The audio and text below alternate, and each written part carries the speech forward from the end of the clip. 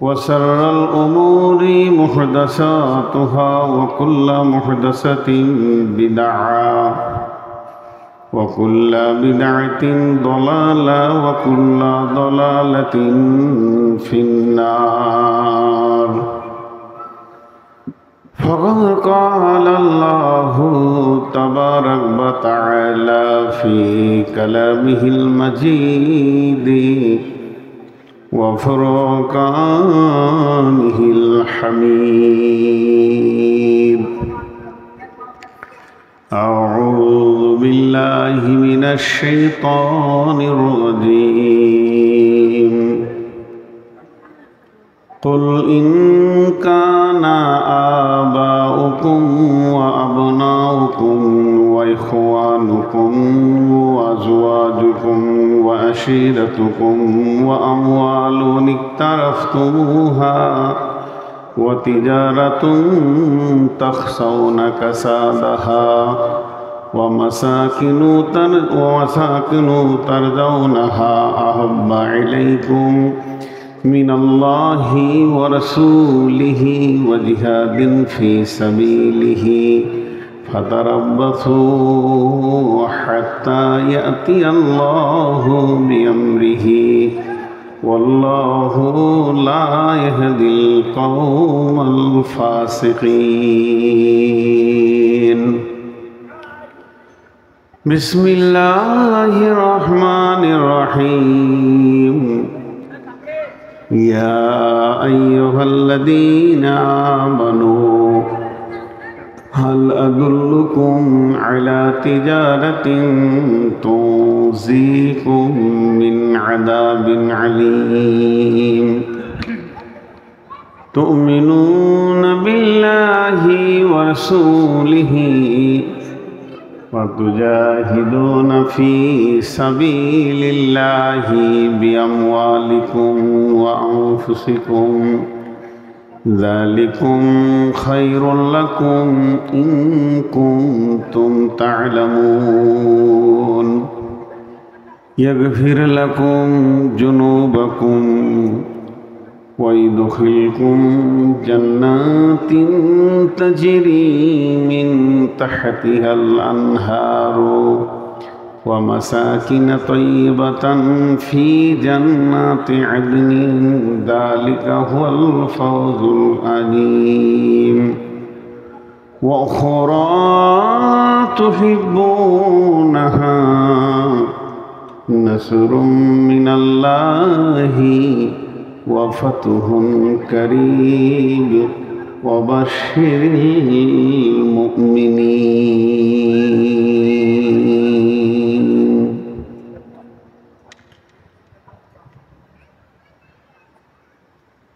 যে দয়াল রহমান দয়াল মেহেরবান কে পারে বুঝিতে তোমার শান। শ্রদ্ধেয় সুযোগ্য অত্র এলাকার কৃতি সন্তান আজকের নির্বাচিত সভাপতি সাহেব এবং উপস্থিত আলেম ওলামা বৃন্দ, সামনে আমার দিনদার ইমানদার মমিন ভাই সকল, পর্দা থেকে সুন্নেওয়ালি মোমেনা মা ও বোনেরা, প্রশংসা, গণগান, গণকীর্তন, স্তব, স্তুতি, ভালোবাসা, তকদির, হায়াত, মওত, রুজি, জান্নাত, জাহান্নাম, পুলসেরাত, সব কিছুর মালিক একজন, তিনি আল্লাহ। তিনি ওয়াহদাহু লা শারিক, তিনি আলিমুল গায়ব, আলিমুম বিজাতিস সুদূর। সেই মহান মুনিব হচ্ছে সুবহানাহু ওয়া তাআলা আম্মা ইউশরিকুন। যে মহান মুনিব আজকে আমাদের এই আয়োজিত মহফিলে বিভিন্ন এলাকা, গোত্রবংশ, জাতি, ধর্ম, বয়স, বর্ণ নির্বিশেষে আমাদেরকে হাজির করেছেন, এর জন্য আমরা শুকরিয়া করি আলহামদুলিল্লাহ। দরুদ ও সালাম বর্ষিত হোক আখিরি পয়গম্বর নবিকুল শিরোমণি ইমামুল আম্বিয়া নবী আহমদ নবী মুহাম্মদ রাসূলুল্লাহ সাল্লাল্লাহু আলাইহি সাল্লামের উপর আল্লাহুম্মা আমিন, আল্লাহুম্মা সাল্লি আলাইহি, আল্লাহুম্মা বারিক আলাইহি। মোহতারাম ভাইও, আজিজো, বুজুর্গ, দোস্ত, আমি আপনাদের সামনে গ্রন্থ মুকুট আল কোরআনের সূরা তওবা থেকে একটি আয়াত পড়েছি এবং সূরা সফ থেকে 2-3টি আয়াত পড়েছি। যে আয়াতগুলোকে কেন্দ্রবিন্দুর মধ্যে রেখে, সামনে রেখে খুব স্বল্প সময়, এখন আমি অনেক বড় রোগী, ডেট নিতে চাইছি না, জোর করে নিতে হচ্ছে। অল্প সময়ের মধ্যে কিছু বলবো বলে নিয়ত করেছি। যদি আমার মাবুদ আমাকে তৌফিক দেন তো আমা তৌফিক ইল্লা বিল্লাহি আলাইহি তাওয়াক্কালতু ওয়া ইলাইহি উনীব। যে কোটি লোক এখানে বসে আছেন, আমার চোখে যটা লোক আমি দেখতে পেয়েছি,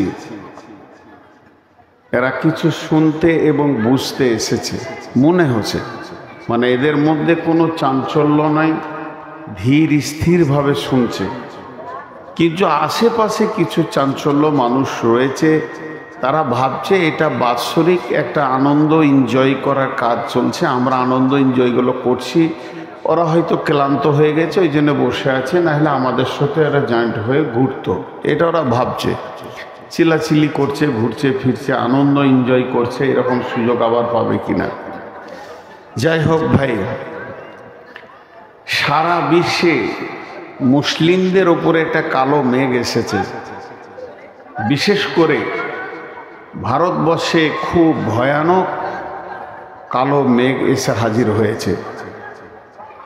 এর শেষ কি, এর রেজাল্ট কি, এটা কতদূর গিয়ে দাঁড়াবে? শুধু ভারতবর্ষে নয়, একটা দুটা করে দেশ জুড়তে জুড়তে অর্ধ পৃথিবী জড়িত হয়ে গেছে। সব দেশ, কেউ কার সঙ্গে কেউ কার সঙ্গে, ইউক্রেন, রাশিয়া, ইসরায়েল, ফিলিস্তিন, আবার ওর সাথে জড়িত হয়েছে তুরস্ক, সৌদি মাথা ভরছে, আবার ভারত চলছে, বাংলাদেশও চলছে। মানে এক ভিজিকিটি অবস্থা চলছে। মহিলা কণ্ঠটা নেওয়া যাচ্ছে না, মহিলা কণ্ঠটা নেওয়া যাচ্ছে না, এটা নাই। কিন্তু এখানে যে চিল্লাইছে, এর একটা সহজ রাস্তা, যদি আমার যুক্তিটা মানেন, এই পর্দাটা খুলে দেন। ওরা ভাবছে আমরা অন্য জায়গায় আছি, যে চিল্লাইছে। যখন এই লোকটি দেখবে, তারা ভাববে যে একটা জায়গায় দাঁড়িয়ে আছি। এবং ইয়ং মহিলাগুলো ঘুরছে, এই মেয়েগুলোর কি বাপ ভাই নাই যে এদেরকে আটকে নিয়ে যে ঘরে ভরবে? সব শেষ হয়ে যাবে আজকে রাতে। এমনি তো বাগান আঁধার, তারপরে লুচ্চাদের একটা বড় সুযোগ। এদের বাপ ভাইরা কি বাড়িতে নিশ্চিন্তে ঘুমাচ্ছে? এত জোর চিল্লাচ্ছে মেয়েগুলো বেয়াদবের মতো। ছি! তো সারা পৃথিবীতে মুসলিম নামে একটা বডি আছে, কুল্লু মুসলিমিন ইখওয়ানুন, সমস্ত মুসলমান ভাই।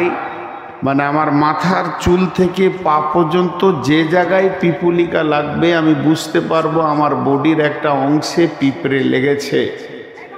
সেই রকম সারা পৃথিবীতে মুসলিম নামে একটা জাতি আছে, তার উপরে অবাধ অত্যাচার চলছে। এটা কেউ অস্বীকার করতে পারবেন না। কিন্তু এটা শুধু এখানে নয়, এটা চলছে কেন? তাহলে এই বিষয়টাকে নিয়ে একটা চিন্তা ভাবনা করতে হবে। 14 তারিখে বহরমপুরে আপনাদেরকে ডাকা হয়েছে, আমিও শরিক আপনাদের ভিতরে, আপনাদেরকে বলে আমি সাইড করে দিছি না। এই 14 তারিখে আমাদেরকে সেখানে গ্যাদারিং হতে হবে এবং যারা ডেকেছেন তাদের চিন্তা চেতনার উপরে চলতে হবে। আলহামদুলিল্লাহ, ভালো কথা। কিন্তু আমি একটা কথা জিজ্ঞেস করছি, এই জালসাটা যখন শেষ হবে, একবার শেষ হবে, যে আপনি বাড়ি যাবেন, বাড়িতে গিয়ে দেখবেন স্ত্রী সুস্থ, ছেলে সুস্থ, মেয়ে সুস্থ, মা অসুস্থ, আব্বা অসুস্থ। আব্বা অসুস্থ, মাথার ব্যথা, পেটের ব্যথা, ঘন ঘন বমি।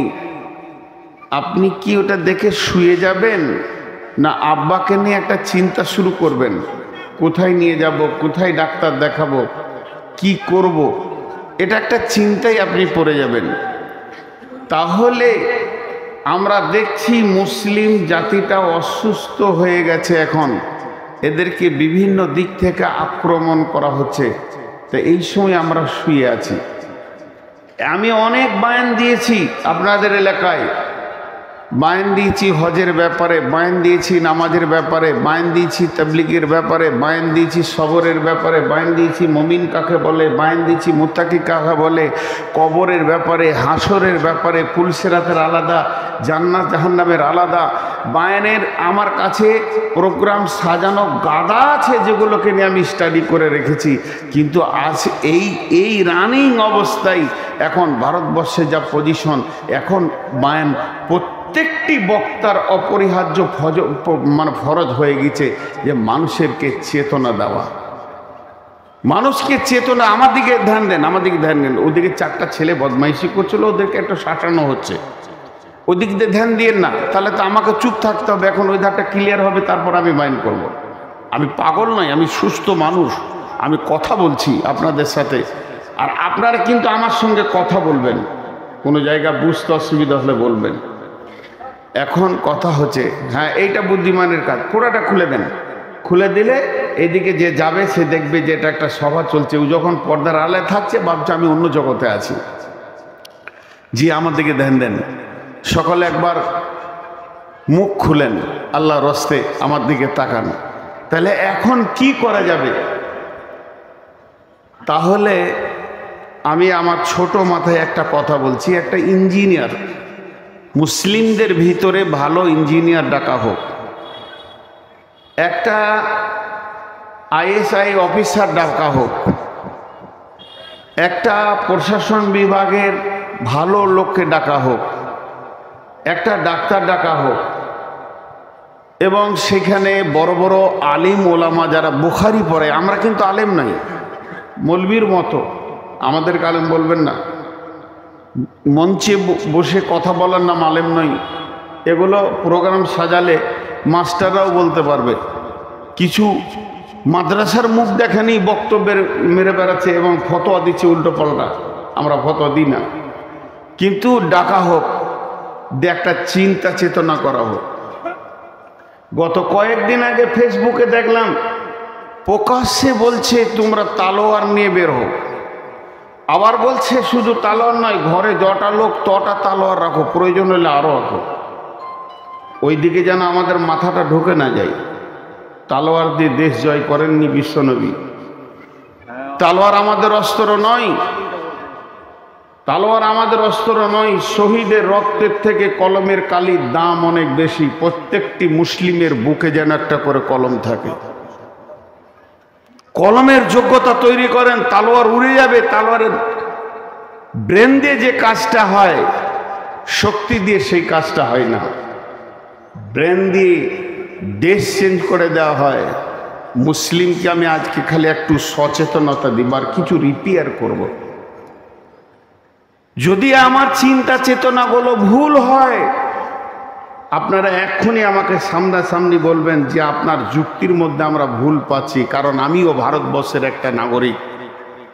আমি পরিষ্কার মঞ্চে বলছি, আল্লাহর মালে হাত দিয়েছে, রেজাল্ট খুব খারাপ হবে। আবরাহা বাদশার মতো ওদের রেজাল্ট হবে।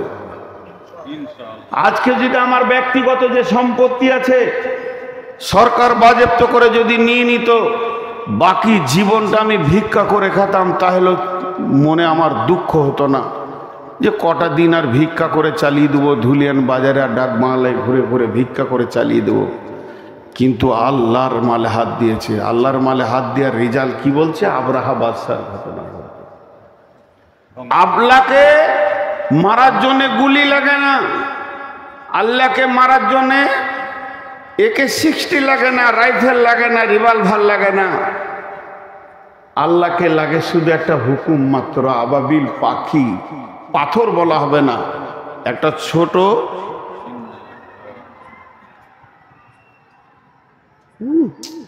কি আনন্দে আছে, এই ধারে ওই ধারে সিটি বাজাচ্ছে।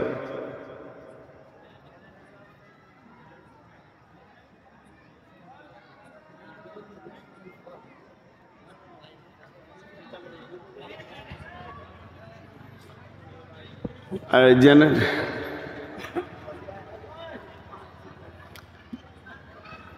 লাইনটা একবার গেল, এই ধারে আনন্দের একটা ছাপ পাওয়া গেল, আর এই দিক থেকে সিটি বাজাচ্ছে।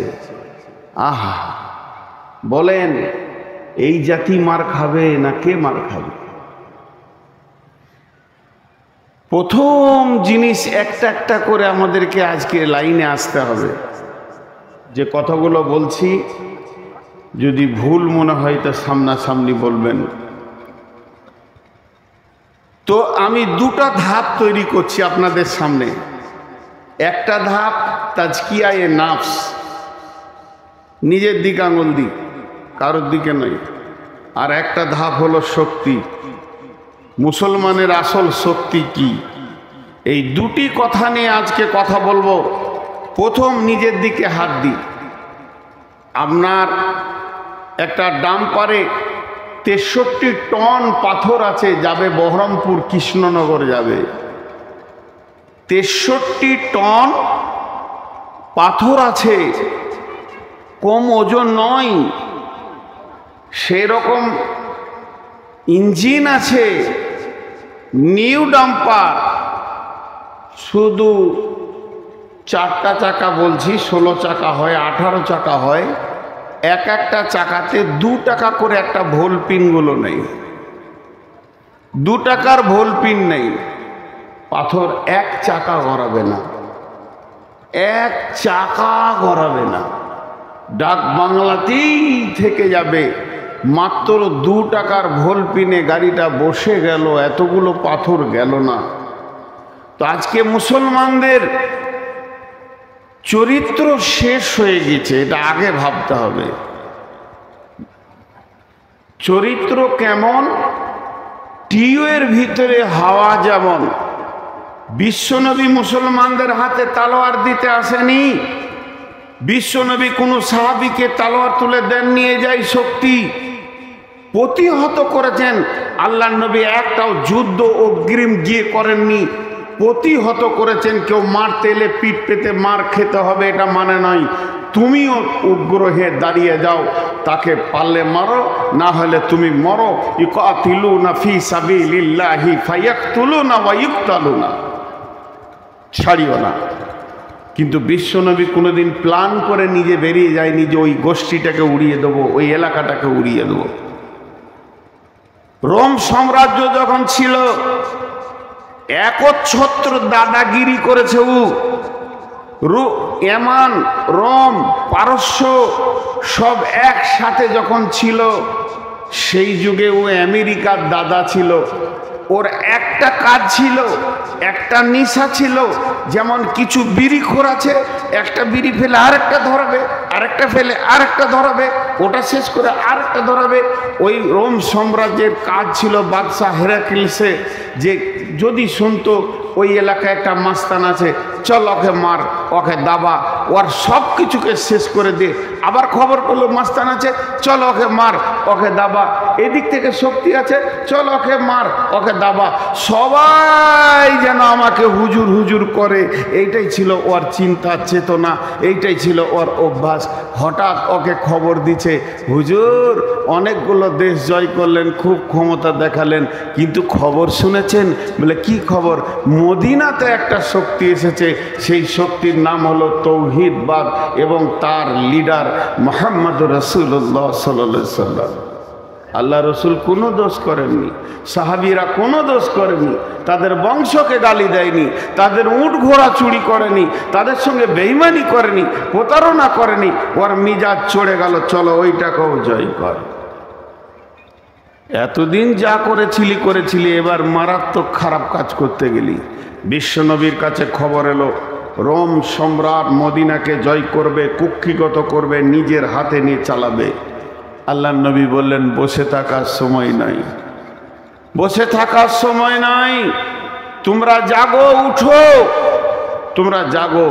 30,000 সাহাবী নিয়ে কম বেশি 2100 কিলোমিটার রাস্তা পাহাড়ি এবং মরুভূমির বুকে না আছে গাছপালা ছায়া, মরু প্রান্তর চিরে ফেরে 2100 কিলোমিটার রাস্তা এগিয়ে গিয়ে রোম সম্রাটকে প্রতিহত করার জন্য দাঁড়িয়েছে। বেঈমান 1.5 লক্ষ বেঈমান তার সৈন্যকে রেডি করেছে এই 30,000 সাহাবীকে উড়িয়ে দেওয়ার জন্য। পারেনি 30,000 সাহাবী 1.5 লক্ষকে এলাকা ছাড়িয়ে দিয়ে, ময়দান ছাড়িয়ে দিয়ে রোম সম্রাটকে দখল করে তার মাথার তাজকে নিয়ে এসে মাত্র 4 থেকে 5 জন শহীদ হয়ে জান্নাতি হয়ে গেল। বাকি গোটা দেশকে বিজয়ী ঘটনা করলেন। আর সেই সাথে কোরআন নাজিল হলো সূরা রোম, গুলিবাতির রোম। 4টিখানি ছিল না। আমরা সেই জাতি, ধর্মের পথে শহীদ যারা, আমরা সেই সে জাতি। ধর্মের পথে শহীদ যারা, আমরা সেই সে জাতি, আমরা সেই সে জাতি। কিন্তু আজকে আমরা কেন এত দুর্বল? প্রথম নিজেদেরকে রিপেয়ার করি। একটা টিউবে 20টা লিক আছে, লিকগুলোকে আগে মারি, তারপরে আমরা আগাবো। কীরকম লিক মারি? বিসমিল্লাহির রহমানির রহিম। قل إن كان آباؤكم وأبناؤكم وإخوانكم وعشيرتكم وأموال اقترفتموها وتجارة تخشون كسادها ومساكن ترضونها أحب إليكم من الله ورسوله وجهاد في سبيله فتربصوا حتى يأتي الله بأمره والله لا يهدي القوم الفاسقين। ভাইরা আমার, বন্ধুরা আমার, আমি যেটাকে নিয়ে জিহাদের ময়দানে নামব, সেটা যদি বাঁশের লাঠি না হয়ে কাগজের লাঠি হয়, তাহলে মারতে গেলে ঠিক মতো বসবে না। আমরা যারা আমাদের মালকে, আল্লাহর মালকে বেঈমানেরা লুট করেছে, তারা ডাকাতি করেছে, আমাদের ভিতর থেকে কেড়ে নিয়েছে, তারা বুঝে নিয়েছে মুসলিম নামে শক্তিটা কমজোর হয়ে গেছে। আল্লাহর নবী বলে গেছেন, তারাকতু ফীকুম আমরাইনি লান তাজিলহুমা তামাসসাকতুম বি। আল্লাহর নবী বলছেন, হে আমার উম্মত, চলে গেলাম বলে গেলাম, চলে গেলাম বলে গেলাম, চলে গেলাম বলে গেলাম, তোমাদেরকে 2টি রাস্তা ঠিক করে দিয়ে চলে গেলাম। রেলটা ধুলিয়ান থেকে হাওড়া যাবে, শিয়ালদা যাবে। ইঞ্জিনিয়ার 2টি রেলের পাতি দিয়েছে, সমান করে গোটা রাস্তাটা ক্লিয়ার করেছে। আর বলে গেল, এই পাতিতে চলবি, হাওড়া পৌঁছিয়ে যাবি, তোর সামনে কেউ আসবে না, আসলে কাটা যাবে, পড়ে যাবে, কেস কাচারি হবে না। তোকে এমন করে বানালাম, তবে যদি তুই নিজে লাইনচ্যুত হয়ে যাস, তুই নিজেই যদি লাইনচ্যুত হয়ে যাস, মাঠে নেমে যাস, তাহলে তোকে তোলার মতো ক্ষমতা হবে না। আর তোকে কে বোঝাবে? তোর সমস্ত ক্ষমতা শেষ হয়ে যাবে। আল্লাহর নবী বলে গেলেন, তোরা কামিয়াব হবি। দুনিয়া থেকে জান্নাতুল ফেরদাউস পর্যন্ত আমি 2টি লাইন দিলাম, এই লাইনে যখন চলবি জান্নাতে পৌঁছে যাবি। তোদের লাইনের ওপরে যদি বজরং আসে, বিজেপি আসে, শিবসেনা আসে, RSS আসে, কেটে যাবে, পড়ে যাবে। কিন্তু তোরা যদি রাস্তা থেকে নিজে নেমে যাস, কে তোদেরকে রাস্তা দেখাবে রে? সেই লাইন দুটি হলো, একটা কিতাব আল্লাহ আর একটা হলো সুন্নতি রাসূলি। তোরা আল্লাহর কিতাবকে ধরে থাক আর রাসূলের সুন্নতকে ধরে থাক। এই দুটো যখন তোদের কাছে থাকবে তখন তোরা বিশ্ব বিজয়ী হবি, বিশ্বকে তোরা শাসন করবি। এটা আল্লাহ বলছেন। তোরা যদি ঈমান এনে ভালো আমল করিস, শাসন শক্তিটা তোদের হাতে দিয়ে দেব। তবে শুনেলে, তোরাই যদি নিজে লাইনচ্যুত হয়ে যাস, তাহলে তোদেরকে কে ফিরে আনবে? তোদের অভিভাবক শেষ হয়ে গেছে। জি ভাই, ছোট্ট একটা কথা বলবো, একবার বলবো, দুবার বলবো না। মসজিদ ওরা কেড়ে নিয়েছে, মাদ্রাসা ওরা কেড়ে নিয়েছে। আরেকবার বলছি, মসজিদ ওরা কেড়ে নিয়েছে, মাদ্রাসা ওরা কেড়ে নিয়েছে। আরেকটা কথা বলছি, আমরা মসজিদ ছেড়ে দিয়েছি, মসজিদ ঢুকি না। ওরা আগে কেড়েছে না আমরা আগে মসজিদ ছেড়েছি?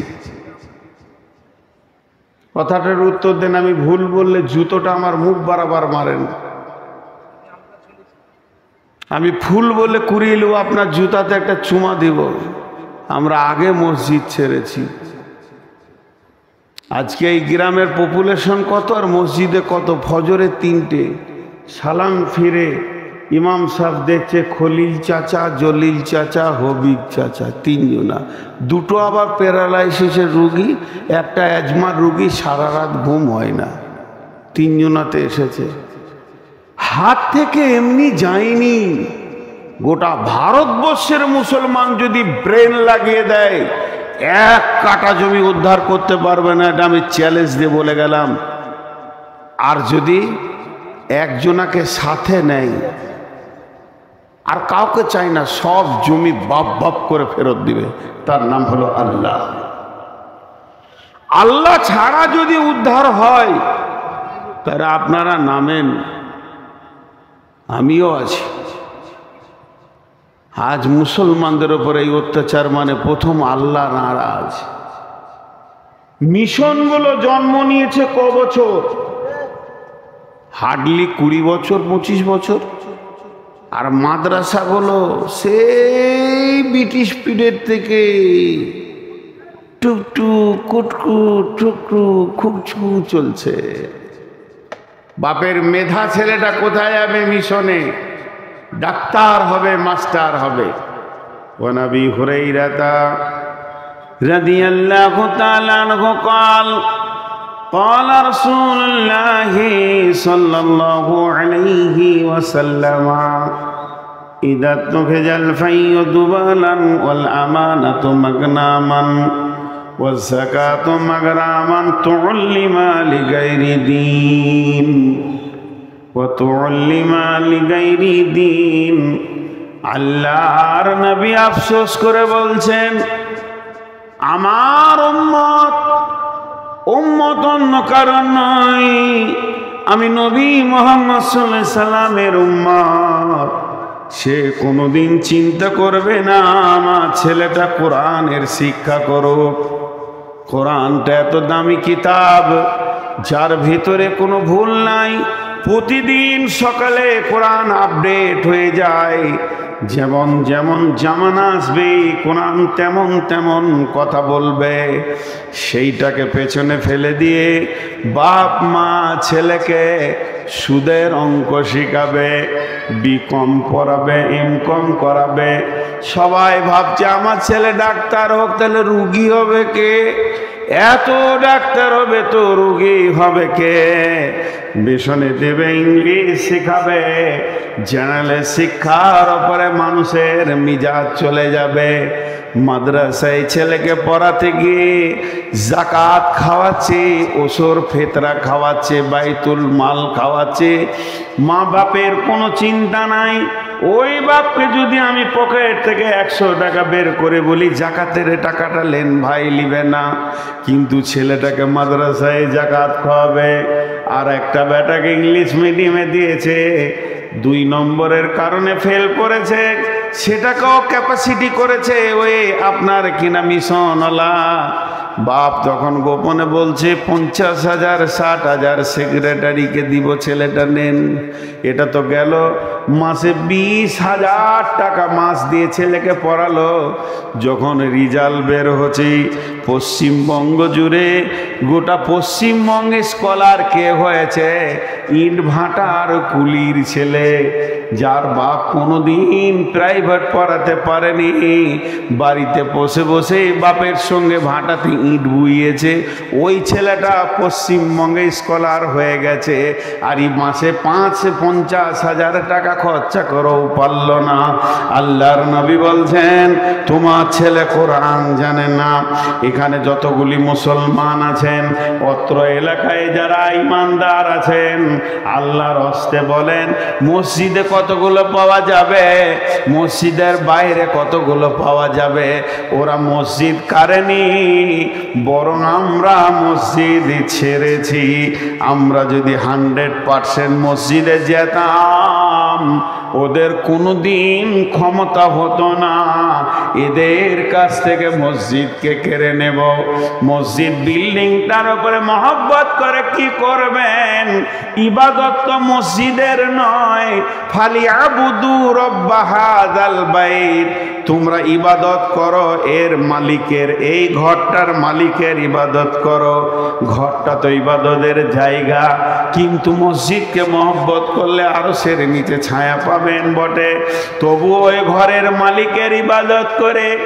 আজকে যদি বলি নতুন মসজিদ বানাবো, এই গ্রামের লোক কোটি টাকা ঢেলে দিবে, যে নামাজ পড়ে না সে দিবে, যে জুয়ারি সে দিবে, মাতাল রড দেবে, আর সুদারু সিমেন্ট দেবে, মসজিদ পাকা হয়ে যাবে, মাল মজাক হয়ে যাবে। কিন্তু মসজিদটা যে জন্য বানানো হলো, এই জন্য মসজিদে কাউকে পাওয়া যাবে না। বিশ্বনবী বলছেন আমার উম্মতকে যখন 2টি রোগে ধরবে, তখন আমার উম্মত এত দুর্বল হয়ে যাবে, যারা দুর্বল তাদেরা এদের ওপরে ছড়ি ঘোরাবি। সেই রোগটার নাম ওহান। মা ওহান ইয়া রাসূলুল্লাহ। ওহান কাকে বলে? হুব্বুদ দুনিয়া কারাহিয়াতিল মত, পৃথিবীর মহব্বতে পাগল হয়ে ঘুরবে মানুষ। আল্লাহ বলছেন চলো কাগজ কলম নাও, অঙ্ক করো। কুলিন কানা বাউকুম, তোমরা তোমাদের বাপকে, ওয়াবনাউকুম তোমাদের সন্তানকে, ওয়াইখওয়ানুকুম তোমাদের ভাইকে, ওয়াজওয়াজুকুম তোমরা তোমাদের বিবিকে, ওয়াসিরাতুকুম বন্ধু বান্ধবকে, ও আমওয়ালুন ইকতারাফতুমুহা সঞ্চিত মালকে, ও তিজারাতুন তাখসাউনা কাসাদাহা ব্যবসা বাণিজ্য চাকরি বাকরিকে, ও মাসাকিন তারজাউনাহা আর যে অট্টালিকাটা বানিয়েছো সেই ঘরকে। এই 8টা জিনিসের মহব্বতে, এই 8টা জিনিসের প্রেমে, এই 8টা জিনিস কিনে পাগল হয়ে তোমাদের দিন রাত গুজারে যাবে। সকাল থেকে সন্ধ্যা, সন্ধ্যা থেকে সকাল, এই 8টা কাজ কিনে তোমরা ব্যস্ত থাকবে। তোমাদের মাথা থেকে 3 জন উড়ে যাবে, সফটওয়্যার থেকে 3 জন থাকবে না। আহাব্বা ইলাইকুম মিনাল্লাহি, আল্লাহর মহব্বত, ওয়া রাসূলিহি রসুলের মহব্বত, ওয়া জিহাদিন ফি সাবিলিহি আল্লাহর রাস্তায় নিজের জানটাকে দিয়ে দিতে হবে তার মহব্বত। এইগুলি যখন তোমাদের মাথা থেকে চলে যাবে, আল্লাহ নিজে বলছেন ফাতারাব্বাসু ফাতারাব্বাসু হাত্তা ইয়াতি আল্লাহ বিআমরিহি, ওয়াল্লাহু লা ইয়াহদিল কওমাল ফাসিকিন। অপেক্ষা করো, এমন সময় আল্লাহর হুকুম না আসছে, যখন আল্লাহর হুকুম এসে যাবে তোমরা হাজার চেষ্টা করলেও তোমাদের মতো বেঈমানকে আল্লাহ হেদায়েতের রাস্তা দেবে না। আমাদের মতো বেঈমানকে আল্লাহ হেদায়েতের রাস্তা দেবে না। আপনার বিয়ে বাড়ি চলছে, আমাকে দাওয়াত করেছেন, কেননা আমি আপনাদের মসজিদের ইমাম। আরেকজন ওনাকে দাওয়াত করেছেন, কেননা উনি মাদ্রাসার হেড মাওলানা। তাহলে উনি হলেন আপনার রসুলের তরফের কুটুম, আমি হলাম আল্লাহর তরফে কুটুম। বিয়ে বাড়িতে যেসব কীর্তি চলছে আমরা দাঁড়িয়ে থাকতে পারলাম না, পালিয়ে গেলাম, খেলাম না গান বাজনা সিডি আর কিছু মেয়েদের অবাধ মিলাবাসা, পর্দা নাই, মাথায় কাপড় নাই, ঢুকছে বেরোচ্ছে। উনিও মাথা নামো করে সুরসুর করে মাদ্রাসা গিয়ে দুটি মুড়ি খেয়ে নিলেন। আমিও টুকটুক করে বললাম ভাই যাচ্ছি, এখানে ইমাম থাকবে না, মসজিদে গিয়ে দুটি মুড়ি খেয়ে নিলাম। বলেন আপনার বিয়ে বাড়িতে কত কুটুম এসছে? আপনার শ্বশুর তরফের কুটুম এসছে, আপনার বেটির বিয়ে দিয়েছেন বিয়ের তরফের কুটুম এসছে, বেটার বিয়ে দিয়েছেন বেটার তরফে কুটুম এসছে, আপনার শ্বশুর শালার তরফে কুটুম এসছে, আপনার বিবির তরফে ভাইরা এসেছে। সবাই শান্তিতে আনন্দ করে পেট ভরে খেলো, অনুষ্ঠান শেষ করে গেল। মাত্র দুজন খেতে পেল না, মসজিদে যে মুড়ি খেলো। পরিবেশটা এমন ছিল এরা থাকতে পেল না। বলেন আমরা দুজন যে ঘুরে এলাম, আল্লাহ রাজি হবে, সন্তুষ্ট হবে? আল্লাহ আপনাকে ডেকে বলবে হবিবুর তোর বিয়েতে তোর শালার বংশ সব খেলো, তোর বিবির বংশ, তোর বেটির কুটুম, তোর বেটার কুটুম, তোর 14 গোষ্ঠী বন্ধু বান্ধব কিনা আনন্দ করলি। একবার খেয়াল করে দেখেছিস আমার মেহমানটা পালিয়ে এসেছে? আমি আল্লাহ ওখানে জায়গা পাইনি, আমার রসুল ওখানে জায়গা পাইনি। তাহলে তুই কি কেমন মুসলমান? আজকের আমাদের অবস্থা এই, আমাদের আচরণে এই, এক কথাই বলা যেতে পারে আমাদের ব্যবহারে আমাদের আল্লাহই আমাদের উপরে নারাজ আছে। এই তো দুনিয়ার আযাব। এরা তো শেষ কি কাজ করবে? এই আরএসএস শেষ কাজ করতে পারবে, আপনাকে আমাকে কেটে দিবে, পুড়িয়ে দেবে। আর দুটা কথা হাদিস এসেছে যে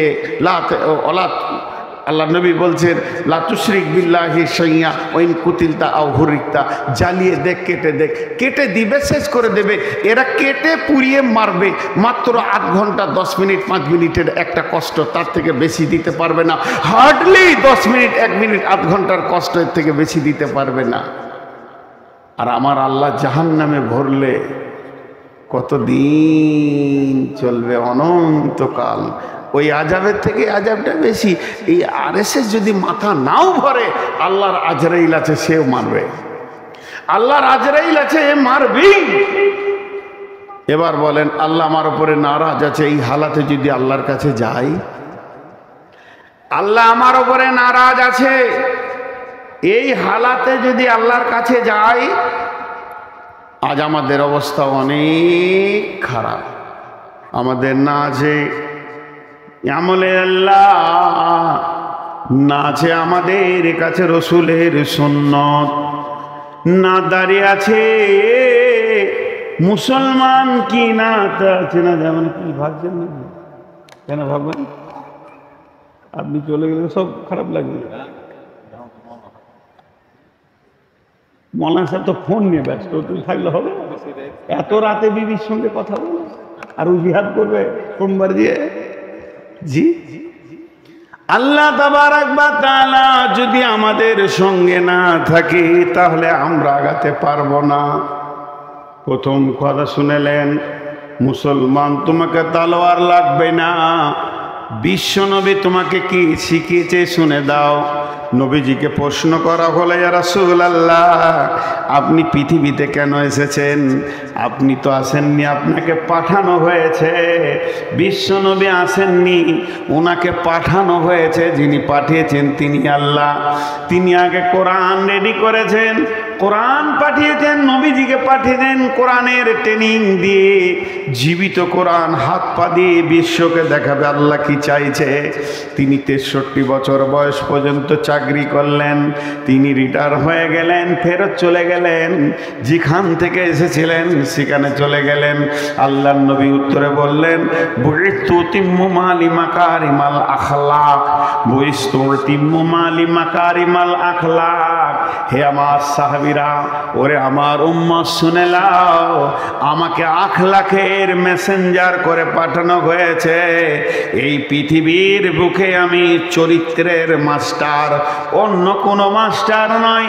আমি হলাম চরিত্র গঠন করার মাস্টার। আমাকে ইংলিশ দেওয়া হয়নি, হিন্দি দেওয়া হয়নি, আর্টস কমার্স সায়েন্স দেওয়া হয়নি। আমার সাবজেক্টের নাম হলো চরিত্র। আমার চরিত্র এত ধারালো হবে, তলার সেই জায়গায় পৌঁছাতে পারবে না। বিশ্বনবীর একটা শিষ্যটার নাম হলো হযরতে উমর ফারুক, ফারুকে আজম, উমর বিন খাত্তাব রাদিয়াল্লাহু তাআলা আনহু। বিশ্বনবী পৃথিবী থেকে চলে গেলেন, বিদায়ের পরে হযরতে আবু বাকারকে দেওয়া হলো ভারপ্রাপ্ত। তিনি হলেন খলিফা, আমিরুল মুমিনিন আবু বাকার পৃথিবী থেকে চলে গেলেন। তারপরে যাকে মুসলিম জাহান দায়িত্ব দিলেন, খলিফাতুল মুসলিমিন বানালেন, আমিরুল মুমিনিন বানালেন, তিনার নাম হলো হযরতে উমর। বিশ্ব নবীর দ্বিতীয় নম্বর শিষ্য হযরতে উমর। সেই উমর যখন দায়িত্ব পেলেন, মসজিদে নববী তখন খেজুর গাছের পিলার আর খেজুর পাতার ছাওয়ানি, এটাই ছিল 18 লক্ষ বর্গ মাইলের সিংহাসন, এটাই ছিল সংসদ, এটাই ছিল পার্লামেন্ট। না আছে চেয়ার, না আছে টেবিল, শুধুমাত্র একটা রসুলের মিম্বার আর খেজুর গাছের পিলার, খেজুর পাতার ছাওয়ানি, ছোট্ট একটা জীর্ণ মসজিদ। তুমি পড়ে গেছো তুমি পড়ে গেছো নুয়ে, খেজুর পাতার পাশা তোমার বারে বারে গেছে ক্ষয়ে, সাইমুম ঝরে পড়িয়াছে জনে, করিয়াছে কুটির, তুমি তো পরনি নুয়ে, তোমার খেজুর পাতার পেশাখানি বারে বারে গিয়াছে ক্ষয়ে। এর নাম উমর। হযরত উমর ফজরের সালাত পর তসবিহ করছেন একা। 18 লক্ষ বর্গ মাইলের বাদশার কোনো বডিগার্ড নাই, না আছে কোনো দেহরক্ষী, না আছে কোনো সিকিউরিটি। বেনি মসজিদে বসে বসে তসবিহ করছেন।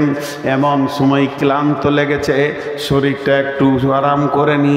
মসজিদে বালুর ওপরে শুয়ে আছে, বালিশ নাই, একটা লেপ নাই, কেতা নাই, গদি নাই, ডানলপের গদি নাই, বালিশ তো নাই, তাহলে হাতে মাথাটা হাতের ওপরে রেখে একটু তোমরা এসেছে। এমন সময় মসজিদের দরজায় একজন ডাকছে, আদব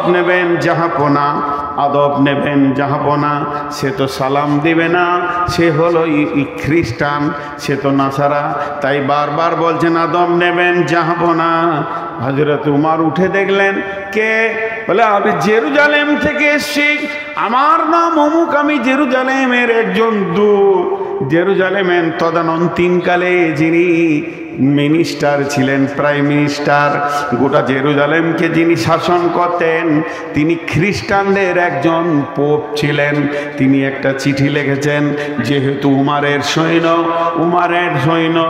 উমরের তবলিগের দল জেরুজালেম গিয়েছে কালেমাকে পৌঁছানোর জন্যে, দাস্তে তো দাস্তাম দরিয়া ভি না ছোড়ে हमने, बहरे जुल्मत में दौड़ा दे घोरे हमने। সাদ বিন কাস রাদিয়াল্লাহু আনহু ঘোড়া চালিয়ে দিয়েছেন ফোরাত নদীর ওপর দিয়ে, বাহরে কুলজুমের ওপর দিয়ে।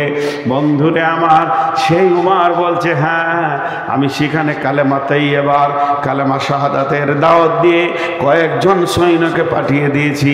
বলে সেই মর্মে আমাদের দেশে প্রাইম মিনিস্টার আপনাকে চিঠি দিয়েছে।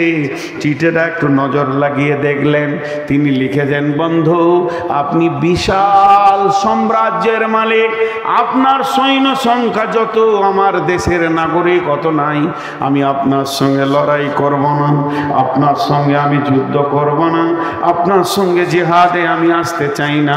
শুধু আমি এতটুকু চাই, আপনার আপনাকে আমি পত্র দ্বারা নিমন্ত্রণ দিলাম, আপনি একটিবার আমাদের দেশে আসেন, আপনার সঙ্গে বসে সন্ধি করে নেব, আলোচনা করে স্বাক্ষর করব। হযরত ওমর নিজের খাদিমকে ডাকছেন, আসলামা আসলামা, রেডি হয়ে যাও, এক্ষুনি আমাদেরকে বেরিয়ে যেতে হবে জেরুজালেমের ময়দানে। আসলামা তুমি রেডি হয়ে যাও, উটকে রেডি করো। হযরত উমর কাপড় ঝেড়ে দাঁড়ালেন, নতুন পোশাক পরব, নতুন সুসজ্জিত হব, বিদেশের দাওয়াত পেয়েছি। জি না, সাদা সিধে মানুষ। উট টাইনে আসলামা বললেন, হুজুর আমি তৈরি। বলে আমিও তৈরি। হযরত উমর উঠে চাপলেন, কবি নজরুল কলম ধরেছেন, হেরি পশ্চাতে চাহি তুমি চলিয়াছ রৌদ্র দগ্ধ দুর্মুরু পথ বহি, জেরুজালেমের কেল্লা যেতায় আছে অবরোধ করে, বীর মুসলিম সেনাদল তব বহুদিন মাস ধরে, দুর্গের দ্বার খুলিবে তারা, বলেছে শত্রু শেষে। উমার যদি গো সন্ধিপত্রে স্বাক্ষর দেয়ছে, হাইরে আদেক ধরার মালিক আমিরুল মুমিনিন শুনেছে খবর, একাই কি উঠে চলেছে বিরামহীন, সাহারা পাড়াইয়ে ঝুলিতে দুখানা শুকনো খুব জরুটি, একটি মশকে এতটুকু পানি, খুরমা 2-3 মুঠি। প্রহরীবিহীন সম্রাট চলে, প্রহরীবিহীন সম্রাট চলে, একা উঠে চোরি, চলেছে মাত্র একটি গোলাম, উটের রশি ধরি। মরুর ঊর্ধ্ব আকাশে সূর্য আগুন বৃষ্টি করে, সেই সে আগুন ফুটে খৈশম বালুকার মরু বালুকার পরে। কিছু দূর যেতে উট হতে নামি, কিছু দূর যেতে উট হতে নামি, কহিল গোলামের ভাই পেরেশান বড় হইয়াছ চলিয়া, এইবার আমি যাই। উটের রশি ধরিয়া অগ্রে, উঠে বসত উঠে, তপ্ত বালুতে চলে যে চরণে, রক্ত উঠেছে ফুটে। গোলাম 2 হাত ধরে চুমি কাঁদিয়া কহিল, ওমর এ আদেশ করেন কেমনে আপনি? গোলাম রহিবে উটের পিঠে আরাম করিয়া বসি, আর খেটে যাবে খলিফা উমর ধরিয়া উটের রশি। খলিফা হাসিয়া বলে, তুমি জিতে গিয়ে বড় হতে চাও ভাই রে, এমনই চলে। রোজ কিয়ামতে আল্লাহ যেদিন বলিবে উমর ওরে, করিনি খলিফা মুসলিম জাহানের তরে, সুখ তরে তোরে, কি জবাব দিব কি করিয়া মুখ দেখাবো রসুলের ভাই? আমি তোমাদের প্রতিনিধি মাত্র, মোর অধিকার নাই। আরামে সুখের মানুষ হইয়া মানুষের নিতে সেবা, ইসলাম বলে সকলে সমান, কে বড় ক্ষুদ্র কে বা।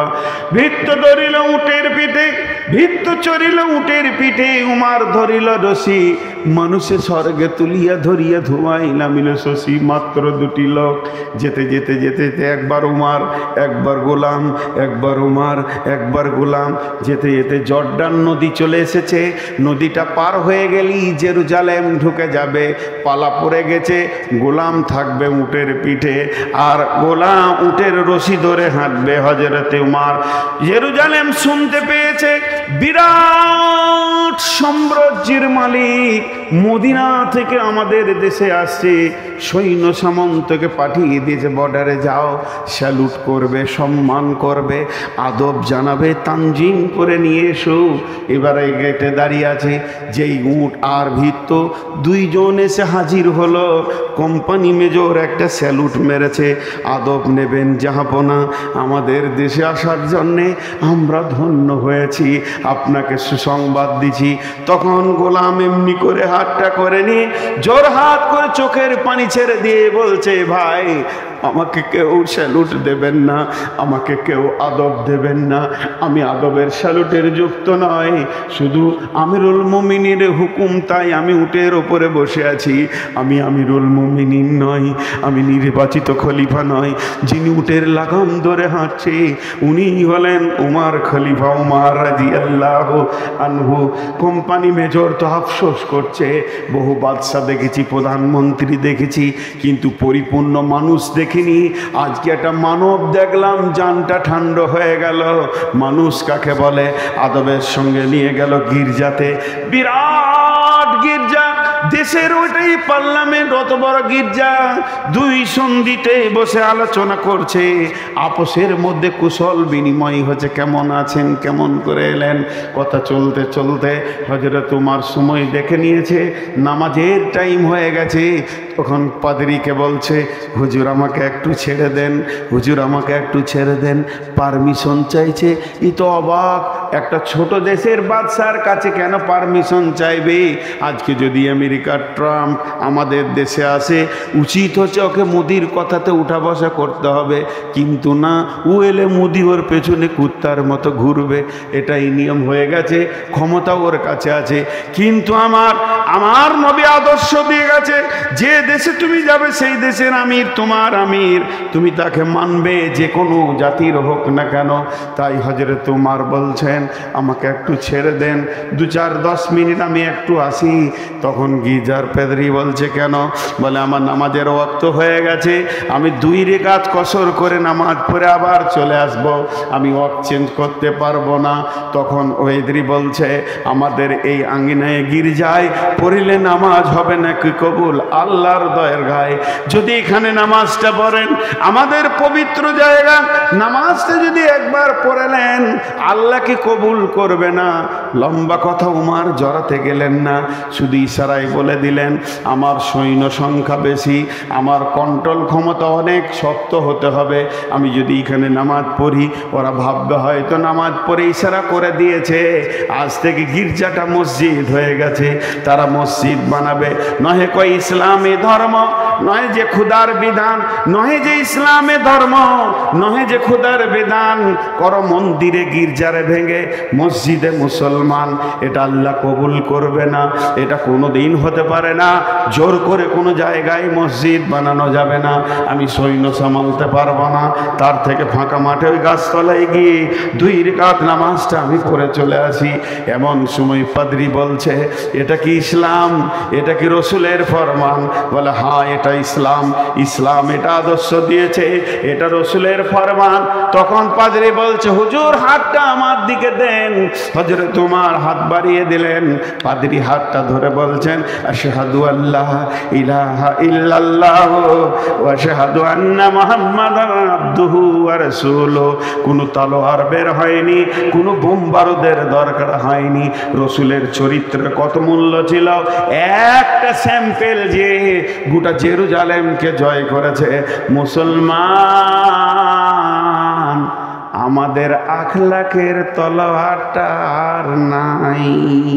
মুসলমান মাতাল, মুসলমান লুচ্চা, মুসলমান জুয়ারি, মুসলমান সুদারু, মুসলমান নারী মারে, মুসলমানদের মেয়েরা মেলার মতো জালসাতে ঘুরছে, এনজয় করছে, দোলা ভাইয়ের সাথে শালি ঘুরছে, শালিকে নিয়ে দোলা ভাই ঘুরছে, আর শালার বউকে নিয়ে দোলা ভাই ঠাট্টাই আর কি করছে। আখলাক গুলো ভিজিকিচি হয়ে গেছে, আখলাকের দড়ি কেটে চলে গেছে, আখলাক নামে তালোয়ারটা ভাঁতা হয়ে গেছে। আমাদের কাছে নাই আখলাক, যার ধারের বিনিময়ে বিশ্ব জয় করব। আর এই বেঈমান, একজন বেঈমান, নামটা আমি জানি না, বেশ সুন্দর চেহারা, বেঈমানটা মনে হয় যেন মেদিনীপুর বাড়ি, লম্বা লম্বা লেকচার দিচ্ছে, গেরুয়া পোশাক পরে, আর শেষের দালাল বলছে মসজিদ 1000 খানা আছে, যার নিচে মন্দির আছে। বন্ধুরে, মন্দির ভেঙে জীবনেও মসজিদ হবে না। মুসলমানদের একটা বাচ্চা পর্যন্ত জানে যে এটা মুসলমানদের, একদিনে মুসলমানের একটা শিশু, মেয়ে, নারী, পুরুষ সবাই জানে। মন্দির দূরের কথা, গির্জা তো দূরের কথা, মুসলমানের জায়গা কেউ জবরদখল করে মসজিদ হবে না। কেউ নামাজ পড়বে না, কেউ নামাজ পড়বে না। কত মসজিদ আছে ছোট হয়ে আছে, পাশের বাড়ির লোক জায়গা দিচ্ছে না, লোক রাখছে, মনে কষ্ট হচ্ছে, তাও তার ঘাড়ে ধরে না, তাকে থাপ্পড় মারে না, যতক্ষণ পর্যন্ত স্বেচ্ছায় না দেবে মুসলমানের জায়গা তো মসজিদ হবে না। আগেকার লোকরা কি পাগল ছিল? মন্দির ভেঙে মসজিদ করেছে, কোনোদিন ইতিহাস হতে পারে না। এগুলো তোমাদের মন গড়া কথা। তাই বলি ভাই আমার, আমাদের আসল অস্ত্র হলো আখলাক। আমাদের আসল শক্তি হলো আল্লাহ।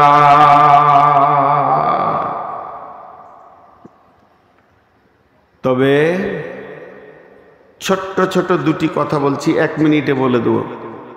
তৃতীয় বিশ্বযুদ্ধ হতে চলেছে, বাকিটা বুঝে নেবেন বড় আলেমদের কাছ থেকে। দ্বিতীয় বিশ্বযুদ্ধ হয়ে গিয়েছে, বিশ্বনবী তৃতীয় বিশ্বযুদ্ধের যে ওসিয়তটা করেছিলেন সেটা হতে চলেছে। অল্প দিনের মধ্যে আমরা দেখতে পাবো ইনশাআল্লাহ। সকালে বলেন ইনশাআল্লাহ। এর জন্যে আপনারা খুশি তো? বলেন ইনশাআল্লাহ। ভয় লাগছে নাকি? বিশ্বনবীর শেষ কথাটা শুনেলেন, শুনলে পরে আরো খুশি হবেন। 5 ওয়াক্তের নামাজটা ধরেলেন, কালেমা শাহাদাতের সাক্ষী দিয়ে 5 ওয়াক্ত নামাজ ধরেলেন। এই যুদ্ধে যতজন শহীদ হবে বিশ্বনবী বলেছেন ওরা জান্নাতি, ওরা জান্নাতি। আর কি চাই? আর কি চাই?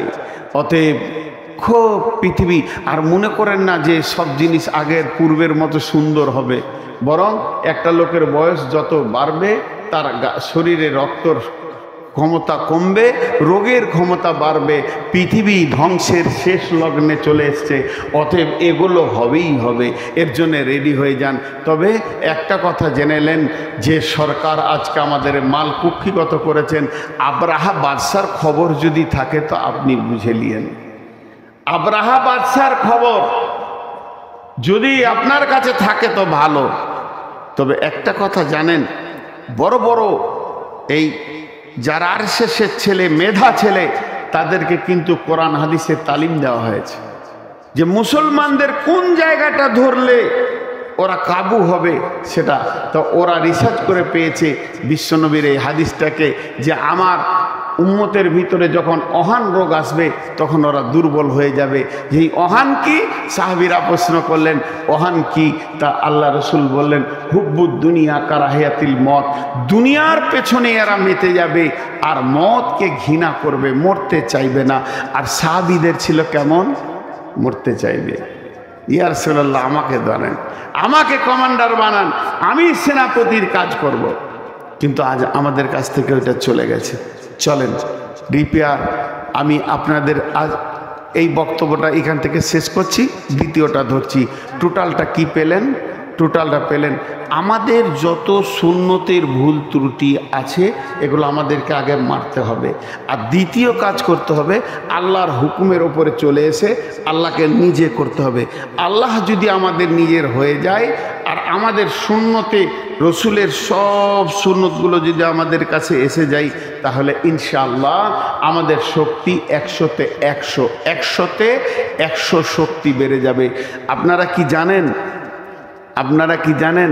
একটা মনের কথা বলি, খুব ঘনিষ্ঠ বন্ধু যদি কোনো হিন্দু লোক থাকে তার সঙ্গে 5 মিনিট বসবেন, ছেলে মেয়ের বিয়ে হলো, কি হলো, কেমন আছেন, দেখবেন আমাদের থেকে বেশি কষ্টে ওরা আছে, প্রচুর অশান্তিতে আছে।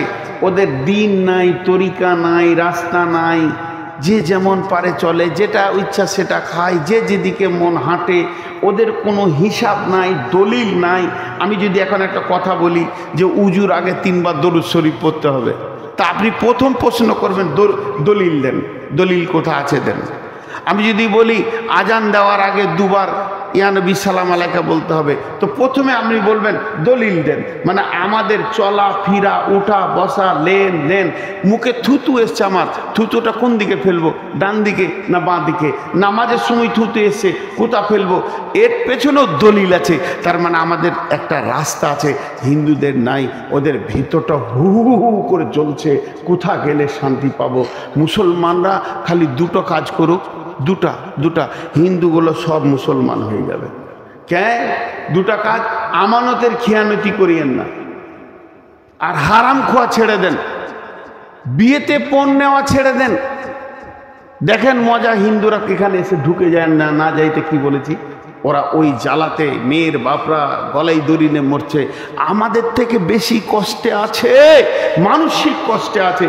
কে বলছে এই জায়গা কটাকে লুটে নিয়ে ওরা শান্তিতে আছে?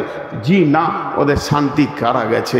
তবে একটা কথা আপনাদেরকে বলি, এই জায়গা ফেরত দিতেই হবে ইনশাআল্লাহ। জোরে বলেন ইনশাআল্লাহ।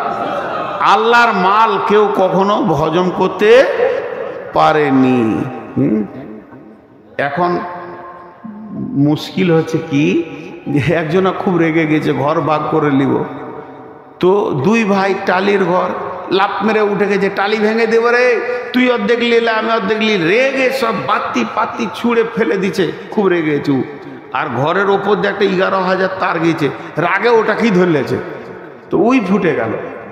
তো এতদিন যা করছিল এই বেঈমানেরা আল্লাহর জমিতে হাত দিয়ে দিয়েছে। তা আল্লাহ তো সে আমাদের মতো ফট করে থাপ্পড় মেরে দেয় না, সোলো ধীরে ধীরে নেবে।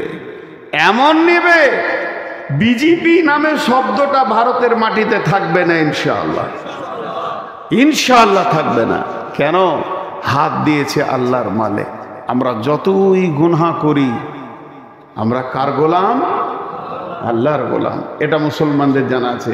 যতই গুনাহ করি, পাপ করতে করতে বহু দূর চলে গেছি, শুধু আমি আবেদন করছি আপনাদের কাছে, পাপের দরজাগুলো বন্ধ করে এবার মসজিদে ঢুকে যায়।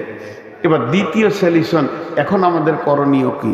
আল্লাহ বলছেন বিসমিল্লাহির রহমানির রহিম, ওয়াদাল্লাহুল্লাযীনা আমানু মিনকুম ওয়া আমিলুস সলিহাতি লা ইস্তাখলিফান্নাহুম ফিল আরদি কামা ইস্তাখলাফাল্লাযীনা মিন ক্বাবলিকুম। এই ওয়াদাটা আল্লাহর ওয়াদা, মানুষের ওয়াদা নয়। আল্লাহর ওয়াদা সত্য, ওয়াদাল্লাহি হাক্কান, আল্লাহর ওয়াদা সত্য, জীবনেও আল্লাহর ওয়াদা একটা মিথ্যা হবে না। আল্লাহ বলছে আমি তোদের সঙ্গে ওয়াদা করছি, মুর্শিদাবাদের লোক, আমি আল্লাহ নিজে ওয়াদা করছি, শুনেলে, ওয়াদাল্লাহুল্লাযীনা আমানু মিনকুম, হে ঈমানদার তোমাদের কাছে আমি ওয়াদা করছি, ওয়া আমিলুস সলিহাতি, ওয়া আমিলুস সলিহাতি, তোমরা 100 জনে 100 জন মসজিদে ঢুকে যাও, মসজিদে 100তে 100 জন ঢুকে যাও, তোমরা আমার সঙ্গে ওয়াদা করো, আল্লাহ আমরা যতজন আছি এতদিন ভুল করেছি, আর তো ভুল করব না, এখন আমরা মসজিদে চলে যাচ্ছি,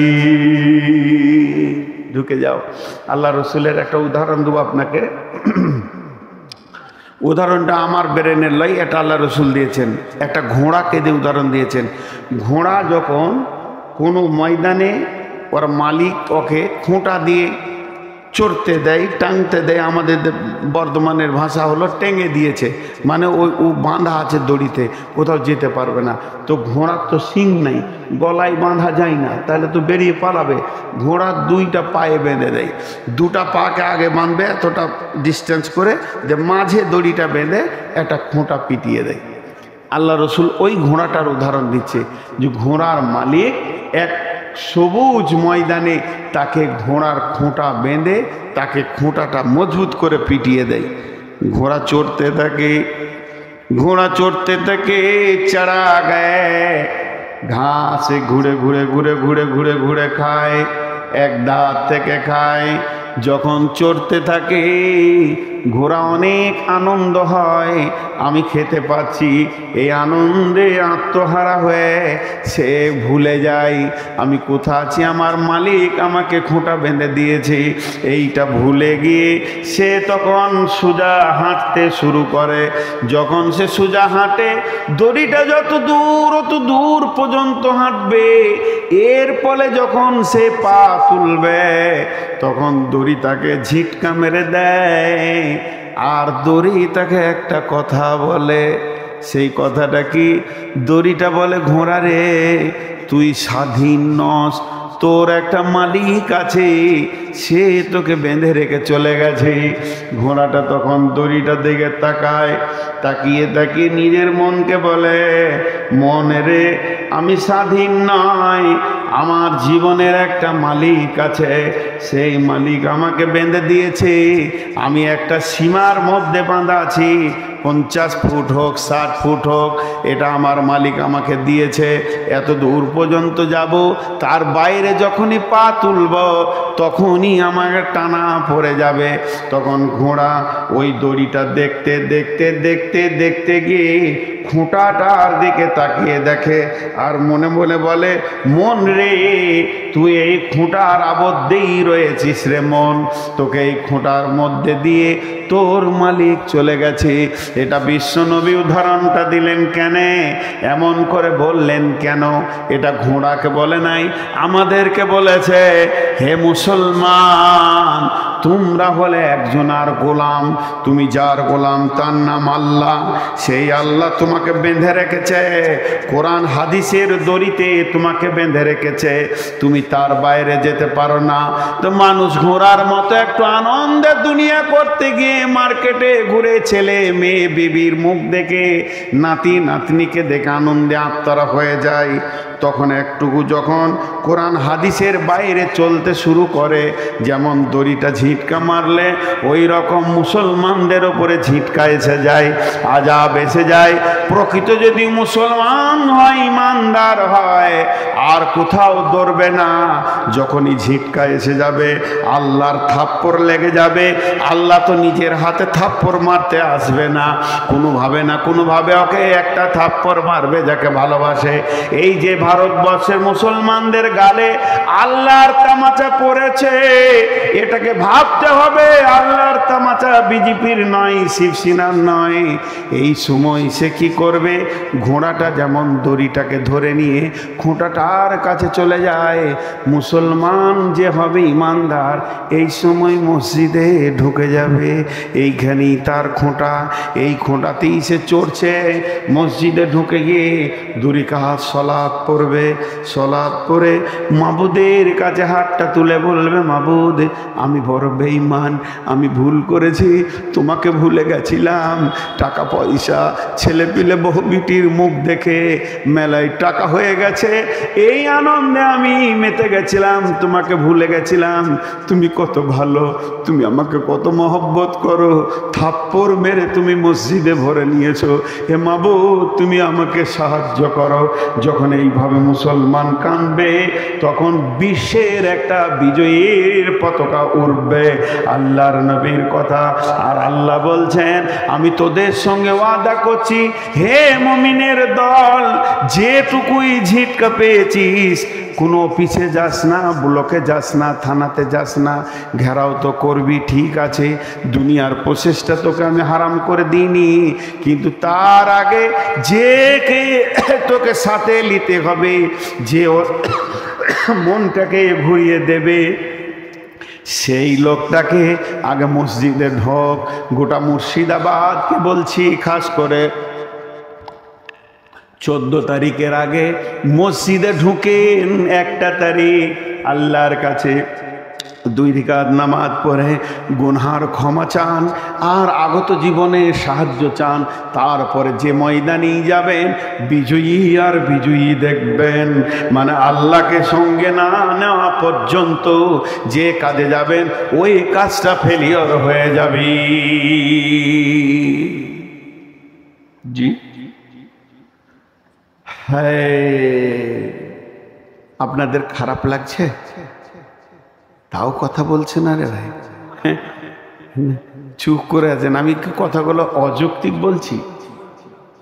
আগে 14 তারিখে আমরা যাব, তার আগে এলানটা এইভাবে করতে হবে। ভাই, আমি করে দিচ্ছি এলান, 14 তারিখে আমরা বহরমপুরে যাব ইনশাআল্লাহ। সেখানে গ্যাদারিং হব, জনসংখ্যা যত বেশি হবে তত কাজ হবে।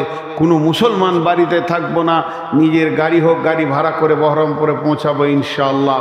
সেই ময়দানে পৌঁছানোর আগে যে কোনো একটা রাত্রিতে 2 রাকাত নামাজ পড়ে, দিনে হোক রাতে হোক, আল্লাহকে সঙ্গে চেয়ে নিব আমরা ইনশাআল্লাহ। দেখবেন কি কাজ হবে। কারণ আল্লাহ যদি সঙ্গে থাকে, তাদের মনের পরিবর্তন করনেওয়ালা কে? আল্লাহ। জি, আমি তো একটা জালসায় দোয়া করেছি, আল্লাহ তুমি নরেন্দ্র মোদীকে দিল্লি জামে মসজিদে ঝাড়ুদার বানিয়ে দাও। হ্যাঁ, মরে যাক, পচে যাক, ধ্বংসের দোয়া করব কেন? পাকিস্তানে এক বক্তা বক্তব্য রাখছিলেন, আমি ইউটিউবে শুনেছি। তো ওর কথার যুক্তিটা আপনাদেরকে বলছি, উর্দুতে বলছে যে এই অমিত শাহ আছে, আদিত্যনাথ যোগী আছে, আর কে কে রয়েছে আপনারা জানবেন, আমাদের পশ্চিমবাংলায় রয়েছে। ওর মাথা মোটা পশ্চিমবাংলায় যেটা যেটা হুঁশ কম আর কি, কখন কি বলে জানি না। এ পাগলা আছে, এই দিলীপ ঘোষ টোষ আছে, আবার এর বাপের কোনো ঠিক নাই। এটা ওর নাম কি, রেলমন্ত্রী ছিল বিহারের, ওই নীতিশ কুমার। ওর নাম নিলে উজু ভেঙে যাবে, উজু করে যেন ওর নাম লিও না, নামাজ হবে না, আবার উজু করতে হবে, দুবার নাম নিয়ে নিলে আবার গোসল করতে হবে। এর জাতি ঠিক নেই। তা এই লোকগুলো সব ধ্বংস হয়ে যাক, আপনারা বলবেন আমিন। ধ্বংস হয়ে যাক, দোয়া আমার দেওয়া চলবে? বলেন তো কেন চলবে না? ওর কাছে দাওয়াত পৌঁছিয়েছে, ইসলামের দাওয়াত এদের কাছে পৌঁছিয়েছে। আহমদ বিন হাম্বালের একটা কথা আপনাদের সামনে বলছি, মন দিয়ে শুনবেন, ট্রেস দিয়ে বলবো, এটা হাদিস লই, বুখারী লই, মুসলিম লই, তফসিরে লই। আহমদ বিন হাম্বালের কথা, পৃথিবীর কোনো কোণে কোনো একটা জায়গায় কোনো একটা মানুষ, পৃথিবীর কোনো কোণে কোনো একটা জায়গায় কোনো একটা মানুষ, গরু ছাগলের মানুষ, বিনা দাওতে বেকালমা হয়ে মারা গেল। তার কাছে দাওয়াত পৌঁছালো না, ইসলামের খবর পৌঁছালো না, আর বেকালমা হয়ে মারা গেল। ওই লোকটা যে গুনাহ হলো, ওই গুনাহটা কিয়ামতের দিন মুসলমানদেরকে ভাগ করে দেয়া হবে। কেন দাওয়াত পৌঁছালো না? বন্ধুরে, এই যে মোদি আছে, যোগী আছে, আর অমিত শাহ আছে, এদের কাছে কালেমার দাওয়াত পৌঁছায়নি, ইসলাম পৌঁছায়নি। এর জন্যে মুর্শিদাবাদে আপনাকে আমাকে নূর মোহাম্মদকে আল্লাহ ধরবে না। এদের কাছে কালেমা পৌঁছাবে কে? সৌদি সরকার পৌঁছাবে। সরকারে মিটিং হবে, ও যে লেভেলের লোক, ওই লেভেলের মুসলমান যারা আছে ওদের তো টেলিফোনে কথা হয়, কালেমার দাওয়াত দাও, তৌহিদের দাওয়াত দাও। যদি দাওয়াত কবুল না করে তারপরে বদদুয়া করে দাও, আগেই বদদুয়া করে দিব চলবে না। এর জন্য আমি অনেক জায়গায় বলি, আল্লাহ জাকির নায়েককে আরও কিছুদিন হায়াত দেখ এবং লোকটাকে জান্নাত নসিব করুক। কেন? ওকে দিয়ে পৃথিবীর কোণে কোণে ইসলামের দাওয়াত পৌঁছিয়েছি। টিভি দিয়ে কেউ বলতে পারবে না যে দাওয়াত পৌঁছায়নি। তো ভাইরা আমার, এদের কাছে দাওয়াত পৌঁছাতে হবে। দাওয়াত পৌঁছায়নি, ওদের লেভেলের লোকরা শুয়ে আছে, ভারতের মুসলমানকে মারছে, দুবাইয়ের সরকার ডেকে আবার ডোনেশন দিচ্ছে, শান্তিপ্রিয় নেতা বলে তাকে আবার আখ্যায়িত করছে। জবাব কি লাগবে না? কুড়ুলকে বলছে, গাছ আমাকে কাটছিস কেন, তোর কি করলাম? কুড়ালি দপ করে গাছে মেরেছে, গাছ বলছে আমি নরম আর তুই শক্ত, লোহা তো শক্ত, তো তুই আমাকে মারছিস কেন, আমি তোর কি দোষ করলাম? তখন গাছকে কোড়াল বলছে, আমি মেরেছি বে, তোরই জাত আমার পাছায় লেগেছে, উঠেছে, সেও কাট। আজকে ভারতের মুসলমান মরছে, দুবাইয়ের ও হারামখোর ছাঁটা দাড়ি, ওর মুখ পানে তাকাইলে ওর উজু ভেঙে যাবে। খালি ফতোয়া দিয়ে দিচ্ছে, আমি সামালতে পারছি না। ও বেঈমান আবার ওকে প্রাইজ দিচ্ছে, বিশ্বের শান্তিপ্রিয় নেতা বলে আখ্যায়িত করছে। এগুলো জবাব কে দিবে? জবাব লাগবে। এরা জানে না যে কি চলছে, খবর পায় না, পায়। এগুলো আমাদেরকে মনে করছে পিঁপড়ে মরছে, গরু ছাগল মরছে, ওরা গদিতে আছে, ওই কটাই মানুষ। জি না, আজকে মুসলমানদেরকে স্ট্রং হতে হবে। আমরা বিজয়ী হবেই, ইনশাআল্লাহ বিজয়ী হব। এ সম্পত্তি ফেরত দিতেই হবে, শুধু ফেরত দিবে না, ওর ডবল দিতে হবে, ওর বাপকে দিতে হবে, কারণ না দিয়ে উপায় নাই। এ সম্পত্তি আল্লাহর পাখারে চলে গেছে, আল্লাহর কাছে কেস চলে গেছে, আল্লাহর কাছে পৌঁছে গেছে। কেউ দিয়েছে না দিয়েছে, আমি নূর মোহাম্মদ দিয়েছি আল্লাহকে, আপনারাও দেন। যখনই নামাজ পড়বেন একটা কথা মুখ দিয়ে বলবেন, আল্লাহ এই তোমার জমির কেস তোমাকে দিলাম। আব্দুল মুতাল্লিব বলেছিল আব্রাহা বাদশাকে, আব্রাহা বাদশা বলছে, ওই এই তোর ঘর ভাঙতে চললাম, কত তুই ঘরের লোককে যারা দুনিয়ার লোক এসে তোর ঘরে খালি পাকার মারছে, চক্কর মারছে, আর আমি একটা আলাদা কাবা করেছি, আমার কাবা কেউ যায় না, তোর ঘরকে ভেঙে দিব। আব্রাহা বাদশাকে বলছে, দেখ ভাই, আমার উটটি লিস না, উটটির মালিক আমি, আমাকে দিয়ে দে, যার ঘর সে দেখে নিবে। দিলে শেষ করে আল্লাহ ফুটিয়ে ফাজা আলাহুম কাসফি মাকুল, একদম তুসুর মতো হয়ে গেল। তাই আমি সমস্ত মুসলমানদেরকে একটা ডাক দিছি, একটিবার আল্লাহর কাছে চোখের পানি ফেলেন, আর কিছু চাই না আপনাদের কাছ থেকে। আমি এই মিডিয়ার মাধ্যম দিয়ে ভারতবর্ষ কেন পৃথিবীর মুসলমানের কাছে ভিখিরির মতো হাত চাইছি, যার যেমন হাত আছে, যার যেমন জ্ঞান আছে, একটিবার মাবুতের কাছে ইস্তেগফার করেন আর আল্লাহর কাছে দুটি হাত তুলে বলেন, এই আল্লাহ, তোমার সম্পত্তির হেফাজত তুমি করো, আর আমরা পারছি না, আমরা ব্যর্থ হয়ে গেছি। দেখবেন এর রেজাল্টটা কত ভয়ানক হবে, এর রেজাল্টটা কত ভয়ানক হবে। আল্লাহ বলছেন, বিসমিল্লাহির রহমানির রহিম, লিইলাফি কুরাইশ ইলাফিহিম রিহলাতাস সিতাই ওয়াস সাইফ রিহলাতাশ শিতাই ওয়াস সাইফ ফালিয়াবুদু রব্ব হাদাল বাইত আল্লাযী আত'আমাহুম মিন জু'ই ওয়া আমানাহুম মিন খাউফ। আল্লাহু আকবার। কোরআনে অত খুঁজতে যেতে হবে না, আম্মা পাড়া ছোট্ট সূরা বাংলা তর্জমায় দেখে নেবেন কি বলেছেন আল্লাহ। হ্যাঁ, এই ঘরটা কার? খলিল ভাইয়ের, এইটা কার? জলিল ভাইয়ের, এইটা কার? হবিবুরের, ওইটা কার? জমিরুলের, ওইটা কার? ফখরুলের।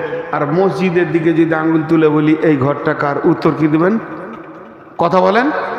আল্লাহর। ওই ঘরের মালিকের নাম আল্লাহ।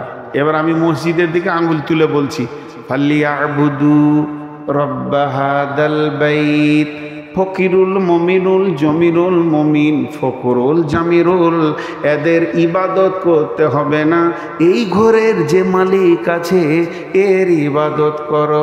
কোরআনে যা আছে সত্য সত্য সত্য সত্য সত্য সত্য সত্য সত্য সত্য। আপনার বুঝে এলো সত্য, আপনার না বুঝে এলো সত্য। আমি বুঝাতে পারছি তো সত্য, আমি বুঝাতে পারছি না, আমার ব্যর্থ, কোরআন কিন্তু সত্য। আল্লাহ বলছেন, ওই ঘরের মালিকের যদি ইবাদত করো, আল্লাহ কি দেবেন? দুইখানা জিনিস দেবেন, দুইখানা জিনিস দেবেন। আর ওই দুটি জিনিস যদি পেয়ে যাই, কিছু লাগবে না। ওই দুটি জিনিস পৃথিবীর জন্য বলেছেন, মরার পরে বলেনি, মরার পরে যা আছে তা দিবে। দুটি জিনিস দেবে, সেই দুটি জিনিস কি? আল্লাযী আত'আমাহুম মিন জু'ই ওয়া আমানাহুম মিন খাউফ। এই ঘরের মালিক তোমাদেরকে যখন ভোগ লাগবে খেতে দিবে, তোমাদের অভাবকে উন্মোচন করে দিয়ে বরকতের ময়দানে ভরে দিবে। আর দ্বিতীয়টা কি দিবে?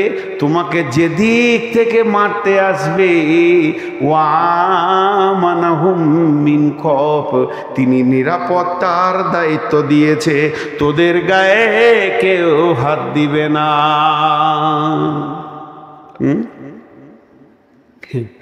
আমাদের বোলপুরে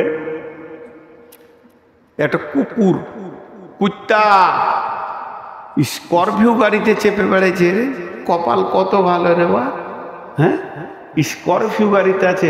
একদিন দেখছি উমরপুরে অনেক রাত 1:30 2টার সময় চা খাবো, বাড়ি যাব, তার একটা গাড়ি এসে লাগলো, যাইলো মনে হয়, তো সবাই নেমে চা খেয়েছে, তো কুত্তাটা জানলা দিয়ে মুখ বার করছে আর জিভ বার করেছে। আমি বললাম, তোর কপাল কত ভালো রে, কত টাকায় কিনেছিলি? একদিন আমি জলপই করে গেছি জালসা করতে, আর তখন গাড়ি নিয়ে যাইনি, স্টেট বাস ধরেছি ফজরের পর, আর ফুটফুট করে হাওয়া দিচ্ছে, গরমের দিন, কি ভালো লাগছে। এবার শিলিগুড়ি ঢুকছে গাড়িটা, তখন দেখছি একটা মেয়ে জাঙ্গিয়া পড়ে আছে আর সব পড়ে আছে, অর্ধ উলঙ্গ মেয়ে, গোটা উলঙ্গ মেয়ে ধরেলেন। একটা নিজের ছেলেটাকে ওই দোলনাতে চাপিয়ে দিয়ে ঠেলছে, ট্যাচার দোলনা খড়খড় করে, আর কুত্তাটাকে কোলে নিয়েছে। মনে মনে ভাবলাম, হায় রে, কুত্তার কত কপাল আর ও ছেলেটার কত কপাল খারাপ। সে লাইলনে শুয়ে আছে, কুত্তা আছে কোলে। তো এই কুত্তা, এইটা রাস্তা, আপনাদের এই যে রাস্তা রয়েছে, রাস্তার ওই পাশে হাজির বাড়ি আর এই পাশে রয়েছে মাস্টারের বাড়ি। মাস্টার একটা কুত্তা কিনেছে, তা হাজি আবার আর একটা কিনে নিয়ে এসছে ওকে দেখাবেন লেগে। তো কিনেছে 20,000, ও কিনেছে 25,000-এ। নিজের কুত্তাকে খেতে দেয়, গোসল করায়, চিকিৎসা করায়, সাবান দিয়ে গোসল করায়, 3 বার করে সাবান দেয়। একবার দেয় তো 3 বার দেয়, খুব খাওয়াচ্ছে। কিন্তু কুত্তা দুটা ভুল করেছে। হাজির কুত্তাটা মাস্টারের ঘরে ঢুকে গেছে, আর মাস্টারের কুত্তাটা হাজির ঘরে ঢুকে গেছে। রুটি পাবে না লাঠি পাবে? এত ভালো কুত্তা, তারপরও কি দিলে? লাঠি। কারণ যার কুত্তা তার ঘরে ঢুকতে হবে। হাজির কুত্তা হাজির ঘরে ঢুকবে তো বলবে, আয় আয়, বস বস বস, খা, আমি খেয়েছি তুইও খা, রুটি দিবে। আর ও মাস্টারের কুত্তাটা ঢুকে গেছে, তোকে লাঠিলে তার চেয়ে তো আবার কাউ কাউ, রাস্তা বেছে না কোন দিকে যাবে। তা আমরা হচ্ছি আল্লাহর কুকুর। মসজিদ ছিল আমাদের চাওয়ার জায়গা, থাকার জায়গা, কাঁদার জায়গা, অভাবে মাথা টোকার জায়গা। ওইটাকে ছেড়ে দিয়ে পঞ্চায়েতে বসেছে, আর মার শুরু হয়ে গেছে। আরে আল্লাহর কুত্তা এখানে ঢুকলো কেন? পিটা দেখে। পঞ্চায়েতের সামনে যে চেয়ার কটা আছে, আর আপনার পার্টি অফিস কার্যালয় তৃণমূলের যত জায়গা আছে, 10টা 20টা চেয়ার বসে আছে। তো চেয়ারে বসে আছে তো ঠিক মনে হচ্ছে যে আল্লাহর অলিরা জিকিরে বসে আছে আর কি। যে আল্লাহর পূজা ওরা করে সেই আল্লাহর অলিরা বসে আছে। অতক্ষণ মসজিদে দেয় না, খালি এইদিকে ইমাম সাহেব বলবে আসসালামু আলাইকুম রহমতুল্লাহ, আসসালামু আলাইকুম রহমতুল্লাহ, ও তখন আল্লাহ মেদ দিলে ধরে। জি, মসজিদ ঢুকছে, ওর পেট কামড়ি লেগে আছে। মসজিদ সালাম ফিরা হবে তো সঙ্গে সঙ্গে বেরিয়ে মেরে দিলে তো আল্লাহর ঘরে খানিক চাইবো। জি, একটা বক্তার নাম করব না আমি, ভালো মানুষ, বাংলাদেশ বাড়ি, উনি সৌদি আরব গিয়েছেন উমরা করতে, বারবার দেখা হচ্ছে। তা আমাকে একজন বললো যে ওনার সঙ্গে আমার দেখা হলো, উনি মসজিদের দিকে যাচ্ছেন অনেক রাত্রি। তো জিজ্ঞেস করলাম যে মৌলানা আবার এত রাতে মসজিদে যান, এইসব তো হয়ে গেছে, আবার ফজরে যাবেন? বলছে না রে বাপ, ভিক্ষা চাইতে এসছি, আর চাওয়া হচ্ছে না, এখন গাদা চাবো, সারা রাত চাইবো, এসেছি চাইতে, ওই লেগে কাবা শরীফে যাচ্ছি। কিন্তু ঘটনা হচ্ছে আমরা চাইতে জানি না কোথা চাইতে হবে, আমাদের ভুল হয়ে যাচ্ছে কোনো একটা জায়গায়।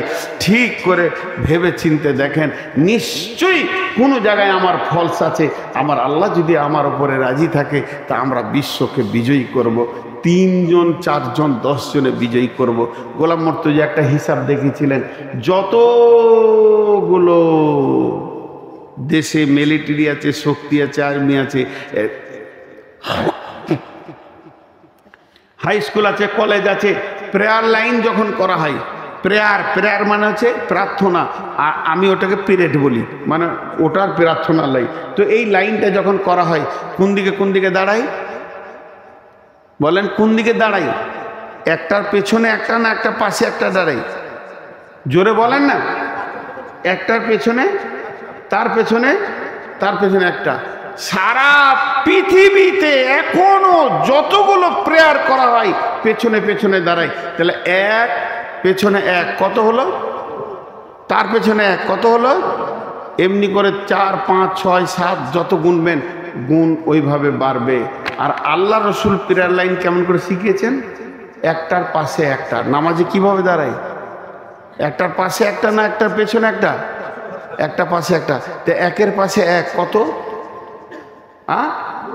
একের পাশে এক হলে 2 হয় না 11 হয়? কোন স্কুলে পড়ো তুমি? আর তার পাশে এক, তার মানে তার পাশে এক, তাহলে কত হলো? তো মুসলমানরা যখন 4টা দাঁড়াবে তখন ওদেরকে 1111টা দাঁড়াতে হবে। মুসলমানরা যখন 5টা দাঁড়াবে, 6টা দাঁড়াবে, ওদেরকে 1 লাখ আসতে হবে, তবেই পারবে। বিশ্বনবী শিখিয়ে দেখেছেন, কাকে দাঁড়ানো বলে জানো না তোমরা? আর কাঁপিয়েছে এইভাবেই পৃথিবীটাকে। শুধু আমরা দুর্বল হয়ে গেছি, নিজেকে আল্লাহকে পেছন থেকে সরিয়ে দিয়ে। এখন আমরা আল্লাহর কাছে এই মর্মে দোয়া করব, হে আল্লাহ তুমি আমাদের হয়ে যাও, আমাদেরকে আপনজন বানিয়ে নাও। আমিন বললেন না এতগুলো লোক? কত বড় দোয়া। এ আল্লাহ তু হামারে বাঞ্জা হাম সবকো আপনা বানা লে, আমিন।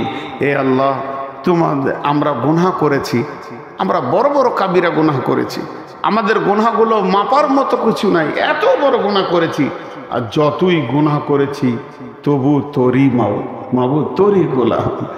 এ আল্লাহ, আমাদের গুনাহগুলোকে মাফ করে দাও।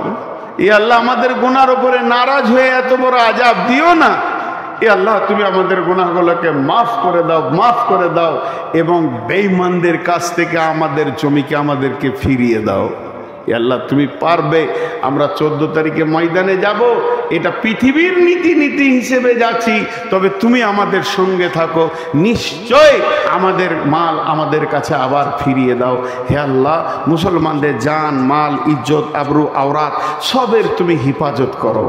এ আল্লাহ, আমাদের মা বাপ, ভাই বোন যারা কবরে চলে গেছে, সেই কবরবাসীকে তুমি ক্ষমা করে দাও।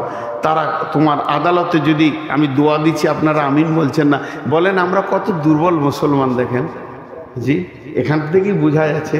তারপরে এরা বলছে যে ছিনকে লেঙ্গে পাকিস্তান কো, কিছুই পারবে না। সোজা করে বইয়ের সামনে দাঁড়াইতে পারে না, আমরা মন্ত্রীর সামনে দাঁড়াবে। হ্যাঁ, এই দোয়াগুলো নিতে চাইছেন না। জি ভাই, এখনই এতক্ষণ বক্তব্য দিলাম, আল্লাহর কাছে আগে চাও, আল্লাহকে সঙ্গে লাও। এ আল্লাহ, তোমার কাছে আমরা অনেক ইমানি দিক থেকে ঘাটতিতে পড়ে গেছি, নিচে পড়ে গেছি, তুমি আমাদের হাত ধরে তুলে লাও। এই মাবুদ, এই জালেম বেঈমানদের কাছ থেকে তুমি আমাদেরকে হেফাজত করো। আল্লাহ, ওদের কাছে আমরা দাওয়াত পৌঁছাতে পারিনি, এটা আমাদের দুর্বল, কিন্তু এখন মিডিয়া দ্বারা বহুত ইউটিউবে পৌঁছে গেছে, ওরা মানবে কিনা জানি না, তবে তোমার কাছে দোয়া করি, ওদেরকে রাতারাতি কালেমা দাও, দিয়ে আমাদের দলভুক্ত ভাই করে দাও।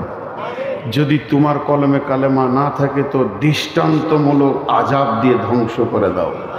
এই আল্লাহ, তোমার নবী বলেছে মুসলমান সমূলে শেষ হবে না, বেশ হক হবে না। তোমার নবী যখন বলেছে তখন হবে না, তুমি মেনে নিয়েছো।